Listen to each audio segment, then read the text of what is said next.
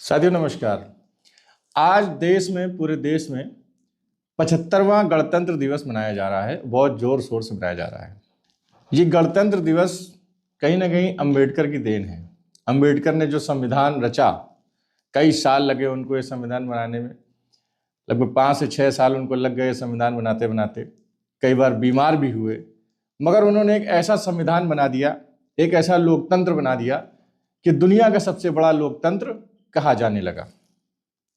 मगर वही अंबेडकर जिनकी लोग पूजा करते हैं, एक समाज जिनकी पूजा करता है, अपने आप को अंबेडकरवादी बोलता है, और उस समाज के जो नेता हैं वो अपने आप को अंबेडकरवादी बोलते हैं, उनकी विचारधाराओं को बोलते हैं, संविधान की पूजा करते हैं।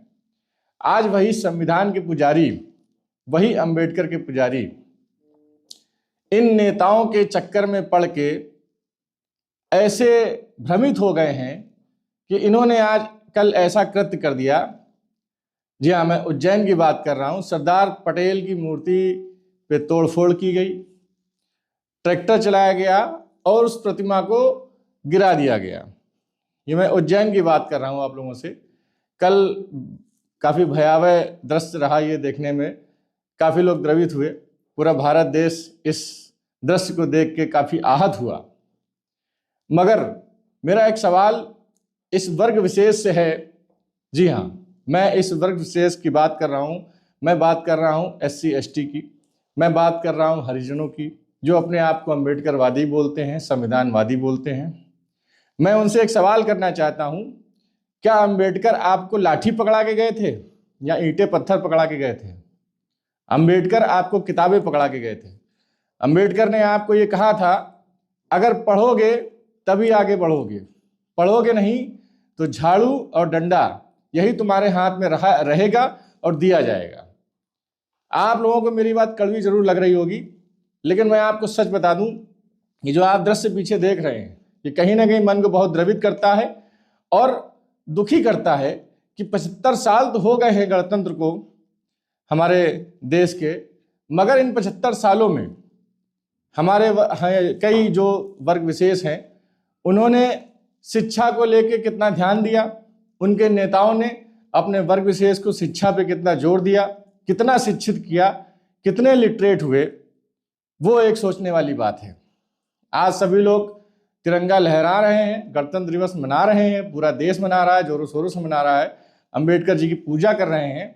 मगर कल जो कृत्य हुआ है, सरदार पटेल की प्रतिमा को जो छत विछत किया गया है, गिराया गया है, इस पे मैं एक सवाल पूछना चाहता हूं। ये वही सरदार पटेल हैं जिन्होंने अखंड भारत का निर्माण किया, 567 रियासतों को एक किया और अच्छों को नाको चने चबवाए। तभी हम लोग आज कश्मीर से लेकर कन्याकुमारी तक बिना वीजा के और बिना पासपोर्ट के कहीं भी आ जा सकते हैं। हमारा अखंड भारत की जो देन है वो सरदार पटेल की देन है, ना कि किसी और नेता की देन है। तो गणतंत्र के साथ साथ हमें यह भी देखना चाहिए, हम जिस प्रतिमा को छत विछत कर रहे हैं उनके इतिहास को पढ़ना चाहिए, उनके इतिहास को जानना चाहिए। ये वो नेता थे जिन्होंने अखंड भारत का निर्माण किया, और जो लोग लाठी डंडा चला रहे थे, दुख इस बात का है कि वो लोग पढ़े लिखे नहीं हैं, उन पे लाठी डंडा चलवाया जाता है। मेरा इस विशेष वर्ग से सवाल है कि तुम लोग 5 किलो अनाज में क्यों बिके जा रहे हो? अपने नेताओं के चक्कर में क्यों आ रहे हो? ये जो तुम्हारे नेता भड़काऊ भाषण देते हैं, जगह जगह आके अपने अंबेडकरवादी होने का, भीम होने का, बुद्ध होने का, बौद्ध होने का जो नाटक करते हैं, मैं उन्हीं नेताओं से सवाल करना चाहता हूं कि आप अंबेडकर को कितना जानते हैं? क्या आपको पता है अंबेडकर नाम किसने दिया? भीमराव का नाम कोई जात अंबेडकर नहीं है। जो आज सब लोग अंबेडकर अपने को लगा रहे हैं, ये कोई जात नहीं है, ये एक नाम है। अंबेडकर जब पढ़ाई करते थे तो उनके एक गुरु थे, उन्हीं शिक्षक ने अंबेडकर से, भीमराव से प्रसन्न होकर, खुश होकर उनको अपना नाम दिया था, अपनी उपाधि दी थी। उन्होंने कहा था, आज से तुमको भीमराव नहीं, भीमराव अंबेडकर कहा जाएगा। तो ये वो अंबेडकर हैं जो कि इस देश में ऐसे अंबेडकर हुए हैं जिन्होंने लोगों को आगे बढ़ाया है। मेरा सवाल आप अंबेडकरवादियों से ये है, संविधानवादियों से ये है कि आपने प्रतिमा को छत विछत करके क्या हासिल कर लिया? आपने कहीं ना कहीं अपने पैरों पे कुल्हाड़ी मारी है।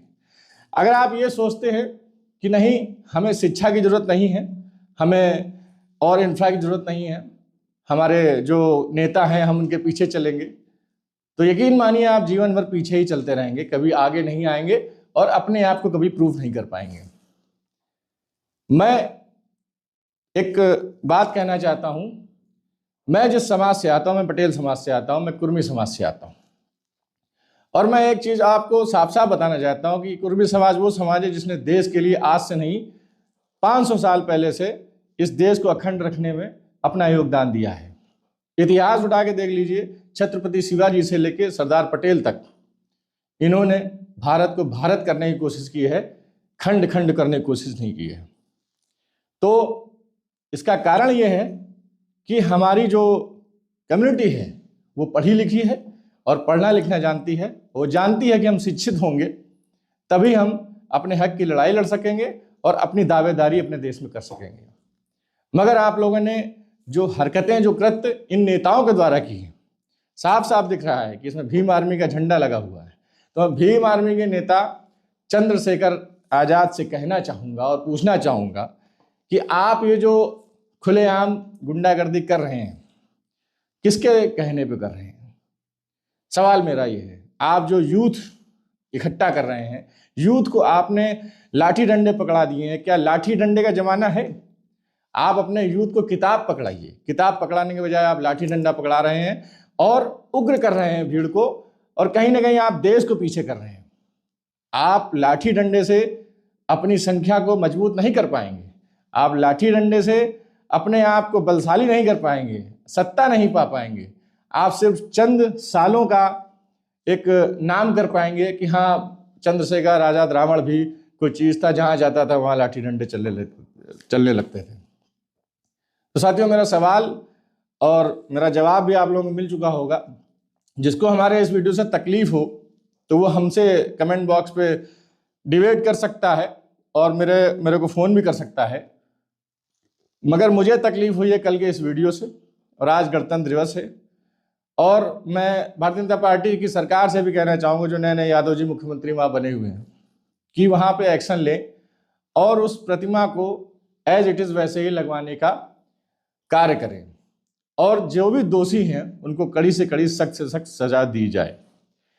और मेरा एक लास्ट में और इन नेताओं को भी एक संदेश है कि कृपया करके आप ऐसे समाज में उंगलियां हाथ मत डालें कि आपके हाथ में मधुमक्खी लग जाए और आप कहीं के ना रहें। तो मेरा सिर्फ ये अनुरोध है, ये निवेदन है कि कृपया करके सरदार पटेल की इज्जत करें, जिसको सरकार और पूरा देश सम्मान देता है, लौह पुरुष के नाम से पूरी दुनिया जानती है। ऐसे इंसान को, ऐसी शख्सियत को, ऐसे शख्स को सम्मान दें, ना कि आप एक ही शख्सियत के पीछे चलें। वो एक शख्सियत के पीछे चलना और एक तरफ होना आपकी इलिटरेसी को उजागर करता है, दिखाता है। मेरा आपसे यही कहना है आप लोगों से कि कृपया करके शिक्षित बने, पढ़े लिखें और सही गलत की पहचान करें कि आप सही क्या कर रहे हैं, गलत क्या कर रहे हैं। फिलहाल के लिए इतना ही। बहुत बहुत धन्यवाद।